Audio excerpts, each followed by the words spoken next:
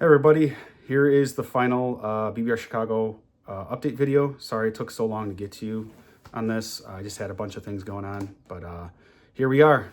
Tonight, a lot of you I'll be seeing at the hotel for the mixer or for dinner or both. And then tomorrow the games begin at 8 a.m.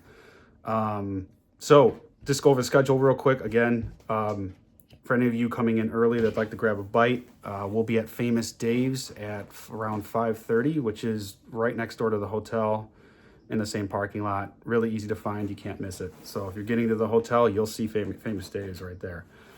So if you guys are interested, come at 5:30. We went there last year. Everybody loved it. And tonight at 7, we'll be having the mixer. So people want to come by, set up their tables, meet everybody, hang out for about an hour and a half. Come by. It'd be nice to see everybody while everybody's still in a good mood and not ready to kill each other tomorrow. So, in this video, I'm going to go over a little bit of the optional rules in more depth, like the Blitzkrieg and the Coalition. And I'm going to cut away and go to my board and just show a few examples, just because I actually had a few questions myself, some clarification things I needed. And I think that this will help everybody be on the same page. And if you still have questions, just shoot me a message, call me. We have the WhatsApp chat. We can ask the whole group. And then I'll be seeing a lot of you today and over the whole weekend. So you can always just ask me in person. So before I do that, though, I just want to give a very special thanks to some people who are coming and providing prizes for the prize table. But first and foremost, and definitely not least, is John Sr. and John Jr. for bringing the game tables. They brought the game tables last year and they made BBR Chicago 1 possible, and they're making BBR Chicago 2 possible as well. And I can't thank them enough. They do so much to help me out to make this thing run, apart from even the tables. And they're also making prizes for some of the metal table winners as well for day 3. And these guys are just an immense help and just a huge support. So thank you so much, John and John Jr. I also want to thank Combat Miniatures. They are sending a series of prizes. So that's cool. And they're also sending a Lieutenant Dan map. So everybody loves those. General 6 Stars, I think he also goes by SS Gen. His name's Ray. He's also providing his Civil War game. I believe it's called War of the States or War in the States. Sorry if I can't remember. He's providing his map as well as a full piece set for the Confederates and the Union. So that's really cool. So we're going to have that as a prize. Also a thanks to Moose Cow. Moose Cow is helping me co-run this event. He's going to be the rule guy. And he's also bringing a prize too and providing a Kings and Kaisers map. So that's awesome. I'll be bringing Kings and Kaisers rule book to accompany that map as a combo prize. Another thanks to Blind Man. Blind Man is the guy who makes the hit dice. So he also supplied the hit dice for Chaplin's St. Louis tournament. So all the hit dice that we're going to have for this tournament are made by him. He's the one who did all the sourcing, talked to the vendors, got the designs ready. So he's the mastermind behind the hit dice. And he also provided a full set of hit dice as a prize for the prize table. So that's a big thank you to him. He also made that possible because I remember last year we had to have everybody bring their YG hit dice that they had, and we we were just cobbling everything together. So it's nice to have everything sort of uniform and official now. And they will be the BBR color scheme too, not the YG color scheme. So please be aware of that before you start rolling. And then also, lastly, a thanks to Carl Silvernail from the Phoenix Rising team. He is going to be bringing some custom-made task force markers. So whenever you got a territory that's built up too much with too many units, you have like a little marker there, and then you have a build plate on the side. And they are really cool. So once you see them, they are just so cool. He sent me a picture, and I was salivating over them. I was like, I want those. But as the tournament runner, I gotta stay away from the prizes as much as I want to get involved. But yeah, I wish I could show you all the prizes laid out on a table, but I guess you're gonna have to wait till tonight for that. I have everything packed away right now, and just getting ready, tying up some loose ends. What else could I have for you guys? The medals will be there, so you guys can see the gold, silver, and bronze medals. Like I said before, there's also going to be a prize for the iron, copper, and nickel as well. And please make sure to stay for day 3 because you can compete for another point towards your score. And you will get a prize if you win. So stay around, even if you don't make the top 3 or top 4 medals that are usually at most tournaments. There are going to be 2 other medals, so stick around for those. And that's all I can think of for right now. So you guys have the schedule. You know we start at 8 a.m. tomorrow. And I'll just cut away right now and just show you the recaps I made for Blitzkrieg and the coalition hit. And before I get to those, just want to cover Bonsai real quick. Bonsai is really easy to explain. It's basically any and all territories for 1 round. Japan, as long as it has at least 2 infantry, can conduct a Bonsai attack. So a Bonsai attack would mean that all of their infantry would be attacking at 2s. So keep that in mind. So now I'll just cut away to Coalition and Blitzkrieg. Okay, guys, I set up a little scenario here to just showcase the coalition rule, just to clarify a few things. Some questions I even had going into this tournament that I wanted cleared up. So they're all cleared up, and I just want to show you guys a scenario that hopefully covers enough to where there's less questions in regard to the coalition hit. And if there are, even after this demonstration, just shoot a message in the WhatsApp chat or message me privately, or if I see you in person tonight at the hotel, you could ask me there. Okay, so in this example, the US and UK want to use the coalition hit on the US's turn. It can only be used on the US's turn, declared on the US's turn, rather. They want to use that to hit Rome. Now, the rule states in the rule book on page 48 that the coalition hit must be used on either a single sea zone, either a single territory, a land territory, or in the case of an amphibious assault, it can be an adjacent sea zone and the land territory. So in this particular scenario, it would be sea zone 95 in Rome. That would be where the coalition hit could be used. Now, what throws a little wrinkle in this is there's an Italian destroyer blocking sea zone 92, the Allied ship's path to sea zone 95. So since the rule only states for the amphibious assault is that it has to be an adjacent sea zone and the land territory, the coalition could not be used on 92 in this instance. So you couldn't use British and US units in 92 to clear the blockade. Now you could, however, if you didn't want to do the hit on Rome in sea zone 95, you could use the coalition to hit 92, but that's kind of stupid. So you probably don't want to do that.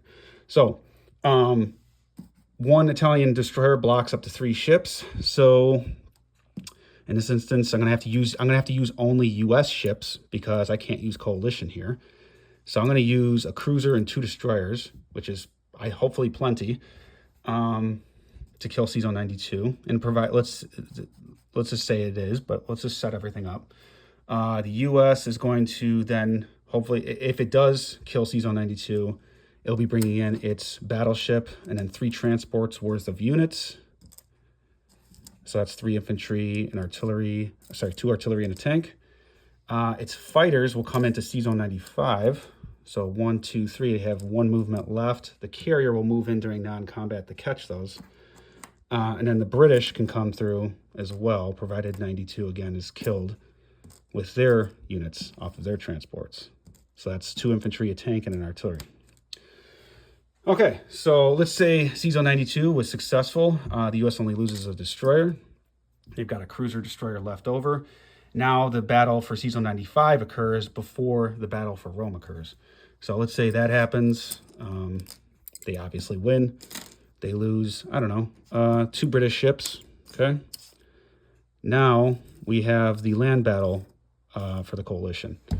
So no need to showcase that. But here's another wrinkle that you guys should be aware of too. If you look on page 48 with the coalition rule, it states that the US and UK cannot share technology in a coalition hit. So, but they can share combined arms, meaning with artillery, transports, and such. So let's say the US had heavy tanks technology, which I have never seen before, but that'd be interesting. They had heavy tanks. That would not mean that the UK tanks become heavy tanks too. So the UK retains its technology as its own, and so does the US. So if the US had heavy tanks, that doesn't mean UK tanks become heavy tanks, okay? Similarly, if the UK had heavy tanks, it does not promote US tanks to becoming heavy tanks. But since they can combine arms, and this is kind of a loophole, if the UK or US had advanced artillery, self-propelled artillery, they could theoretically use the other powers' infantry and bump those up to attacking it too. So if the UK had advanced artillery during a coalition hit, it could use theoretically 2 American infantry and have those be bumped up to attacking at 2 or less. And vice versa if the United States had self-propelled artillery. This is also the case for improved transports. So if the UK had improved transports in this instance, since it's a shared unit, it could pick up, theoretically, if it wanted to, 3 American units, and vice versa, US to UK. So I just thought I'd cover that because there's a little bit of a gray area when it comes to those combined arms and shared units like self-propelled artillery and improved transports. But ATC as well is one of those technologies that could be used all game by all allied powers. So that's another one too. So hopefully this example clears up enough of the coalition rule. And if it doesn't, we'll just send me a message or you'll see me in person. So, all right, thanks guys. Okay, so now I'm gonna go over the Blitzkrieg rule with Germany. So once per game, Germany may declare Blitzkrieg and move through a hostile territory to attack adjacent territories, provided those units have enough movement to do so. And that would also include passing through that single territory, even if it has a complex, because usually the rule is you can't blitz through territories that have complexes. So in this instance, if I wanted to declare Blitzkrieg through Bryansk, I would first assign which units are going to attack Bryansk in order to clear it, because you do have to clear that territory, those enemy units, in order to allow the other units to pass through, kind of like a naval blockade. So I'm going to assign all this whole infantry stack and these 3 artillery to attacking these 4 Russian artillery, and I'm going to, provided I win that battle, send all these tanks and all these mechs through to Moscow. So let's say I do that attack, I win, lose a couple units, whatever, blah, blah, blah. And I make the attack on Moscow and I win that one too. So that's an example of the Blitzkrieg.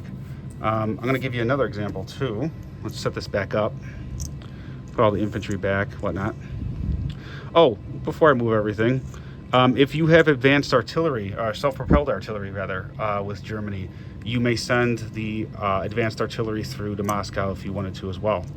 So, and all of the prior rules regarding mechs or self-propelled artillery having to be paired with tanks in order to blitz, those are nullified with the one-time Blitzkrieg rule. So you don't have to worry about pairing all of your mechs with another tank.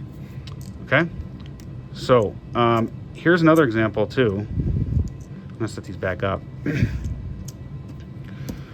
Now, you can declare Blitzkrieg through Bryansk, let's say, and attack multiple adjacent territories. It doesn't have to be just Moscow in this instance.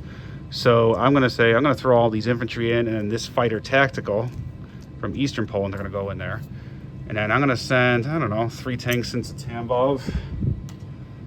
These are tanks. 2 tanks into Moscow with 2 advanced artillery. I keep saying advanced, self-propelled artillery. I'll send more self-propelled artillery. I'll send a mech to Rostov, and I'm running out of stuff. I should have got more pieces ready, but these are all mechs. I'm going to send the mechs through here to Smolensk.